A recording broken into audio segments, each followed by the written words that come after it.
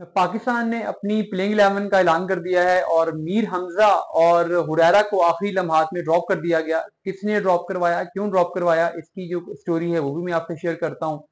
देखिए, ये पाकिस्तान ने प्लेइंग 11 का ऐलान किया है। वैसे तो जो अवेलेबल प्लेयर थे उनमें से ये काफी बेहतर कॉम्बिनेशन डेवलप किया गया है, खासकर कंडीशंस को देखते हुए। और जैसे कामरान गुलाम को चांस दिया गया, बाबर आजम अगर नंबर 4 पे नहीं है तो फिर वो डिजर्व करते थे, उन्हें होना चाहिए था। और जैसे कि आमिर जमाल को रिटेन किया गया, ऑलराउंडर के तौर पे उन्होंने बड़ा अच्छा परफॉर्म किया था पिछले मैच में, वो भी जगह डिजर्व करते थे। और पाकिस्तान 3 स्पिनर्स के साथ आया। ये 3 स्पिनर्स के साथ क्यों आए हैं, इसकी जो पीछे बैकग्राउंड है वो भी मैं आपसे शेयर करता हूँ। देखिए, पाकिस्तान ने इनिशियली ये प्लान किया था कि हम ओपनिंग पे साइम अयूब को इस मैच में नहीं खिलाएंगे, बल्कि हुरैरा पाकिस्तान के लिए अब्दुल्ला शफीक के साथ ओपनिंग करेंगे।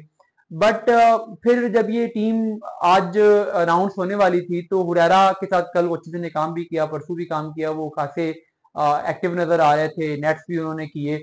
बट जो टीम मैनेजमेंट में शान मसूद हैं जो कि कप्तान हैं, उन्होंने इंसिस्ट किया कि हमें साइम अयूब को एटलीस्ट एक मैच और देना चाहिए, क्योंकि उन्होंने जो पहले उनकी पॉलिसी है, जो उन्होंने बाबर आजम के लिए भी ये बात की थी कि प्लेयर्स को चांस देना चाहिए, बैक करना चाहिए, तो उन्होंने कहा कि साइम जो है अभी उन्हें 4 मैचेस हुए हैं और उनको एक मैच और देना चाहिए, 4 मैचेस के बाद ड्रॉप कर देना। खासकर उन्होंने आर्गूमेंट दिया कि 250 भी उन्होंने की हुई हैं, तो एक मैच उनको और मिलना चाहिए। आल्दो कि मैंने पहले भी एक वीडियो में बात की थी कि साइम अयूब को देखते हुए भी नजर आता है कि वो जो टेस्ट क्रिकेट की एसेंस है, टेम्परामेंट है, सिचुएशन को अंडरस्टैंड करना है, उन चीजों में अभी तक अपने आप को एडजस्ट नहीं कर सके और वो टेस्ट बैट्समैन लगते ही नहीं है। तो उस लिहाज से हुरैरा जो है वो एक लंबे अरसे से डोमेस्टिक क्रिकेट में स्कोर मार के आ रहे हैं, उन्हें ये चांस मिलना चाहिए था। बहरहाल शान मसूद ने इस पर इंसिस्ट किया कि नहीं, मैं साइम अयूब को ही एक चांस और देना चाह रहा हूँ। उन्होंने अब साइम अयूब को ये मैच दिलवा लिया है और जिसकी वजह से जो हुरैरा है वो ये मैच नहीं खेल सके। जो कहानी मीर हमजा की है वो भी बड़ी इंटरेस्टिंग है।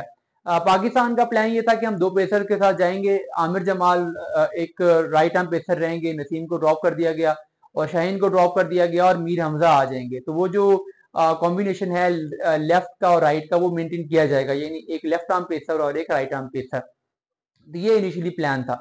और उस लिहाज से पाकिस्तान ने 2 स्पिनर्स खिलाने थे। तो ये प्लान था कि 2 स्पिनर्स खिलाएंगे और साथ में ये 2 पेसर्स होंगे।